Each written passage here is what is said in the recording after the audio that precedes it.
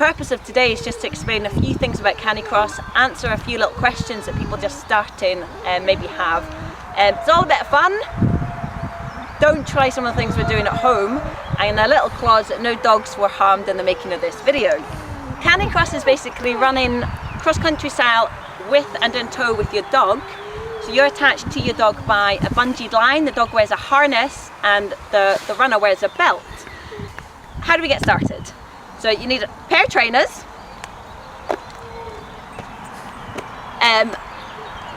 bit of running gear for yourself to start off with. Your dog's going to need a harness. Your dog's going to need a harness. You're going to need a belt and a line to connect you and your dog. Perfect. So we're all kitted out, but we need a dog. Oh, as if on cue. So here we have little Innes. He's a 9-week-old Border Terrier. Now is possibly a perfect opportunity to explain ages for CaniCross. He is not suitable to CaniCross. In the UK, it's a general rule of thumb for dogs to be a year before you CaniCross with them. For the longer distances, you're going to have to wait till they're over a year. This is obviously breed specific, and it depends if your breed is a big dog or your breed is a small dog. Can I maybe have another dog? Oh, again as if on cue, here we have little Peggy. Now, Peggy is also a Border Terrier. She's also a little bit too young, I'm afraid. She's looking at between 9 months and 10 months. She is a small breed, but again, she's not quite fully developed yet, so we won't be running her a great distance. Perhaps someone's got an older Border Terrier I can have? Bradley, perfect. So Bradley is a 3.5-year-old Border Terrier. He started slowly and he's built up, so he enjoys a good CaniCross session with his owner Jane.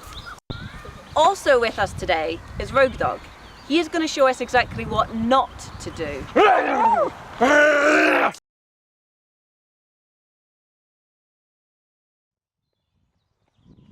overtaking on your right.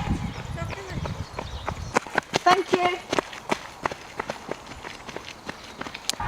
If you want to overtake when you're CaniCrossing, do let the runner in front of you know. Just a little on your left, on your right is enough. Certainly don't run into them and don't let your dog lunge.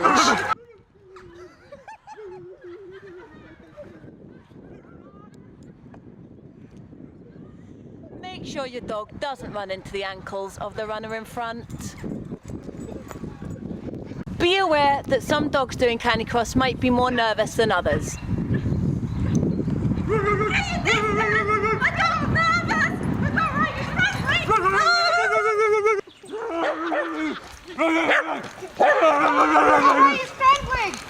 Of course, children are welcome to join in. Just make sure that you do supervise your child and make sure that they have full control of their dog. I think some folk are concerned that maybe they don't think their fitness is up to it. Yeah, I suppose, but I mean, lots of people start out with absolutely no fitness whatsoever, and there's still lots of people that are coming back from injuries and things, so people walk and run, and everyone's so understanding in the group of different fitness levels. And you can easily do that. You can start off walking and then kind of walk and run. And loads of folks started kind of just walking, running, and now they can run 10k, 20k easy. Yeah, exactly. I think it's perfect for all levels. Yeah. You just run to your own ability, really, don't you? If you don't warm up properly and you take things too hard without being used to it, this is what can happen. So another good rule is do not bring your dog to a run or a race if she is in season. The alpha male dogs, and all dogs actually, would be disturbed by this. More to the point, you might end up with unwanted babies. So what advice would you give people for the type of terrain to run on with your dog? I think terrain is quite an important one with CaniCross. Because of the dogs are pulling and the force going through the joints, the legs, the paws, you want very forgiving terrain. So grass, sand, soft forest trails. I've got a kind of rule of thumb myself that anything I would be comfortable cantering a horse on, I think is good for CaniCross. Yeah. So you don't ever see horses out cantering along the tarmac. That's right. It's got to be a terrain that's going to be forgiving for them and nice on the paws. Even in the UK, summers are hot, sometimes too hot. Make sure your dog has plenty of water. If need be, do not take them outside when it's hot conditions.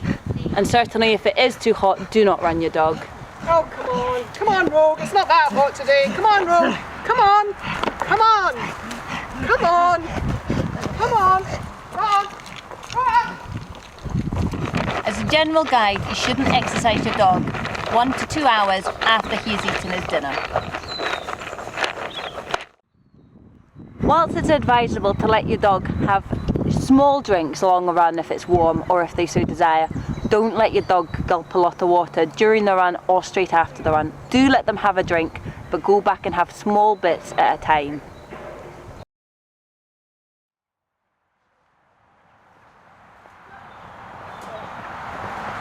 Keep to the right, Carla. Morning. There's quite a few runners coming. Okay. On the right. Keep right. Keep right. Thank you. Okay, morning. Okay. I'm sorry, my dog's a little bit nervous. I'm just going to put him in. Okay, no problem. Thank you so much. Thank you. Ready, leave. Leave. On by. Thank you.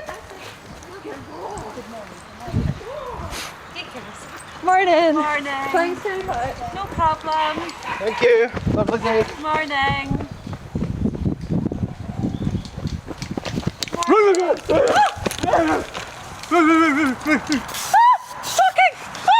Get over it. It's a great way to socialise your dog. Yeah.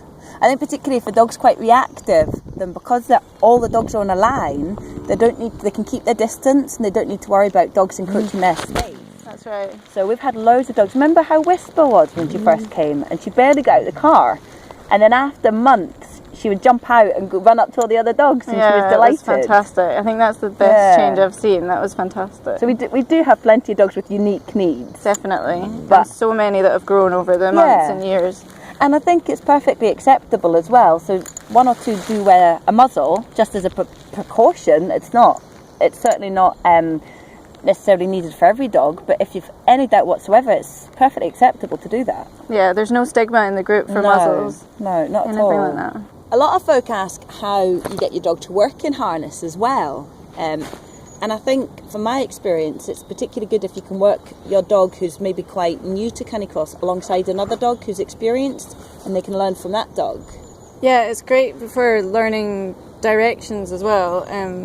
A lot of people think there's quite a lot to learn, but really just left and right's enough usually. Exactly. And they will learn as they go. But the great thing about it is it sort of works their mind as well as their bodies as well, which is fantastic for really high energy dogs. Exactly. And with the directional commands, as long as you stick, if you're going to use left and right, stick with it and be consistent with it. If you're going to use G and Ho, stick with it. And they will learn. Yeah. And same if you want them to speed up, if you use a high pitch, lots of excitement, then they're going to have more energy. If you want them to slow down, you need to be steady and calm in your command as well. Yeah, it's all about your tone of voice. Yeah. Jess, can I have a kiss? Give a kiss. Jess, kisses. Kiss. Kiss.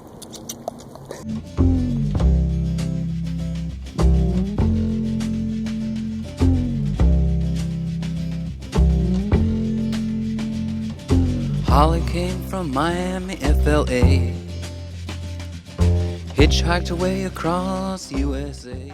So Rogue Dog has learned the error of his ways, listened to some advice from some experienced CaniCrossers, and he's now an integral part of CaniSports Edinburgh.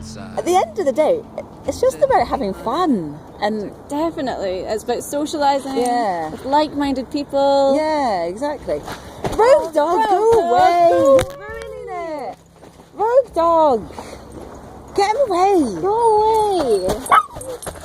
Oh, right. Okay, you can stay there. Fine. Be good. Calm. Oh, jeez, oh. Yeah, it's just a good giggle anyway, isn't it? It's about bonding with your dog and getting new friends for your dog. Exactly. And for yourself. And the amount of trips that we've been on and had such a giggle.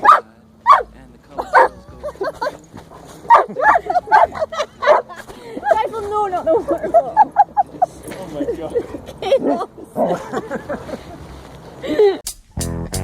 We love to boogie. We love to boogie. Jitterbug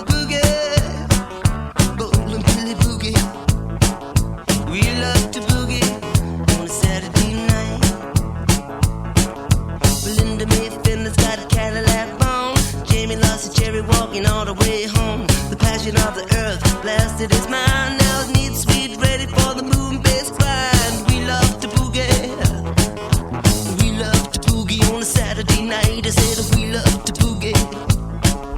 We love to boogie. High school boogie. Jitterbug boogie. We love to boogie on a Saturday night.